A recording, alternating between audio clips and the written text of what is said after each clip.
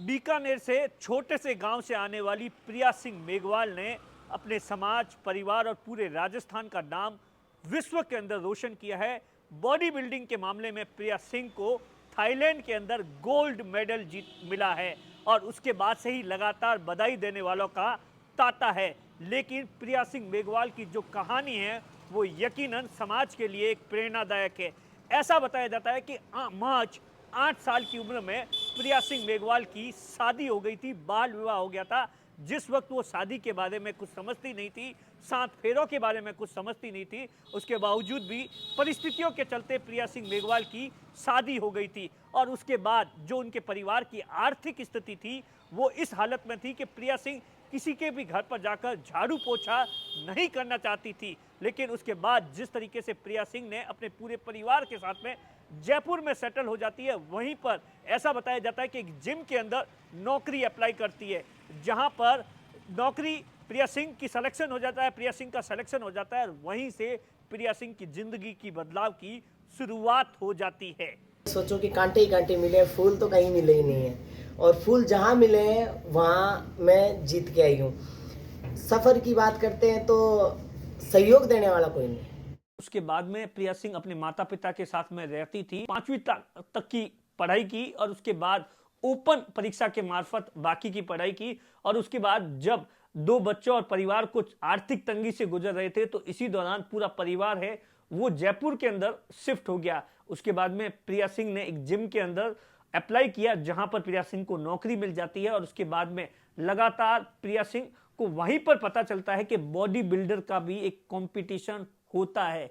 और वहीं से प्रिया सिंह ने इस बात को लेकर ठान ली कि वो बॉडी बिल्डर बनकर रहेगी और लगातार कई घंटों तक जिम के अंदर लोगों को ट्रेनिंग देने के साथ साथ खुद अपना पसीना बहाती थी, मेहनत करती थी। और उसके बाद जिस तरीके से प्रिया सिंह की जिंदगी एकदम तरीके से बदल गई और वहीं से प्रिया सिंह महिला बॉडी बिल्डर बनने की जो शुरुआत है वो वहीं से होती है और उसके बाद राजस्थान की पहली महिला बॉडी बिल्डर बनती है। लेकिन सबसे बड़ा प्रिया सिंह को इस बात का मलाल है कि जिस तरीके से अभी परिवार, समाज और पूरे राजस्थान का नाम रोशन किया और जब एयरपोर्ट पर वो पहुंची तो उसने सोचा था कि तमाम लोग उसे लेने के लिए आएंगे, बड़ा जश्न होगा। लेकिन प्रिया सिंह का कहना है कि जिस तरीके से परिवार के ही कुछ लोग थे और उसे अकेला घर पर आना पड़ा, इस बात का उसे मलाल है। क्योंकि जिस तरीके से प्रिया सिंह का कहना है कि उसके कपड़ों को लेकर, क्योंकि वो एक खेल खेलती थी और इसी बात को लेकर, बिकनी को लेकर तमाम तरीके के विवाद होते थे और इसी बात को लेकर लोग उससे किनारा करते थे। लेकिन प्रिया सिंह का कहना है कि उसने हमेशा जब भी वो घर पर जाती थी तो समाज की जो संस्कृति थी उसे फॉलो करती थी और खेल के अंदर उसका एक दूसरा रूप होता था। मतलब राजस्थानी कॉस्ट्यूम तो देखो अपनी परंपरा है और परंपरा से मैं भागती भी नहीं हूँ और किसी को भागना भी नहीं चाहिए, वो अपना कल्चर है। और बिकनी मेरा कॉस्ट्यूम है और बिकनी होने की वजह से ये तो गेम है। अब इसमें गेम में जो पुलिस वाला है तो वर्दी तो पहनेगा, डॉक्टर है तो वो अपना वर्दी तो पहनेगा, पुलिस वाली चौराहे पे खड़ी है तो वो ससुर को देख के वो घूंघट थोड़ी निकालेगी, वो तो अपना फर्ज अदा कर रही है। उसी तरह मैं स्पोर्ट्स पर्सन हूँ, मुझे तो मेरा गेम की तरफ फोकस है तो मुझे तो बिकनी पहनना ही था। और नेगेटिव कमेंट की बात आती है तो नेगेटिव कमेंट पहले भी थे और आज भी है लोगों के। अभी की बात आप रिसेंट में देख लो, मेरा जो पहला पिक वायरल हुआ था प्रो कार्ड और इसके साथ में, तो वो मेरा कॉस्ट्यूम बिकनी है तो उसमें बहुत लोगों ने पिक नहीं लगाई। सभी ये बोलते हैं और कोई पिक नहीं है क्या तेरी बिकनी के अलावा, कितनी कोजी लागे। तो मैंने सबसे यही कहा कि भी गंदी लगना क्या होता है, ये इससे ये प्रूफ होता है कि ये मेरा कॉस्ट्यूम है, ये मेरा गोल्ड है और ये मेरा प्रो कार्ड है और मैंने कंपटीशन खेला है। और कई लोग ऐसे कमेंट करते हैं कि यार तुम ना स्टेज पे लड़की को तिरंगा के साथ खड़े कर रहे हो तो उसको कपड़े तो पहनने देते। तो ये स्टेज है और अब ये हमारा कॉस्ट्यूम है और हम इसकी रिस्पेक्ट करते हैं, हम इसको अदर चीज़ों से नहीं देखते। ये तो मेंटलिटी है लोगों की। आप किस किस का मुंह बंद करोगे।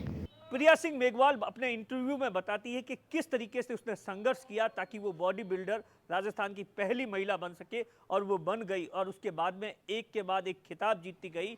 और जिस तरीके से सरकार का जो रवैया रहा, आज दिन तक सरकार ने उसे सम्मानित नहीं किया और यहाँ तक कि इंटरनेशनल खेलने के लिए कर्ज लिया और आज भी कर्ज के तले दबी हुई है। लेकिन सरकार की ओर से उसे कोई भी मदद नहीं मिल रही है।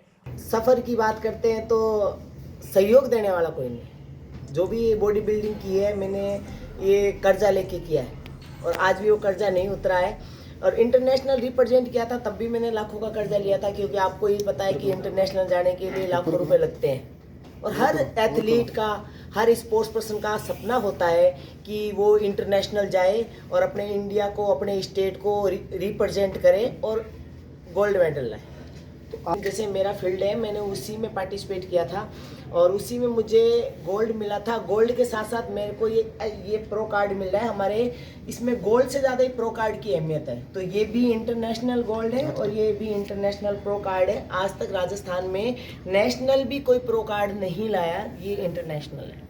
और इसीलिए प्रिया सिंह कहती है कि तमाम तरीके के दावे किए जाते हैं कि बेटे और बेटियों में फर्क नहीं समझा जाता, लेकिन आज भी ग्रामीण इलाकों की यही कुछ स्थिति है। ये मैं भुगत चुकी हूँ और भुगत रही हूँ। कोई बेटियों की तरफ ध्यान नहीं है, ना कोई बढ़ा रहा है ना कोई पढ़ा रहा है। मानसिकता वही है, बेटा गिलास तोड़े तो कल ले आएंगे बेटा, बेटी गिलास तोड़े तो थप्पड़ मारे, क्यों तोड़ दिया। तो अब मानसिकता एक जने के बदलने से नहीं होगी। जैसे मैं हूँ, मैंने तो ये मानसिकता बेटा बेटी में फ़र्क कम करने के लिए आज मैं लड़कों के बराबर खड़ी हुई, तो इससे क्या मानसिकता कम हुई? नहीं हुई ना।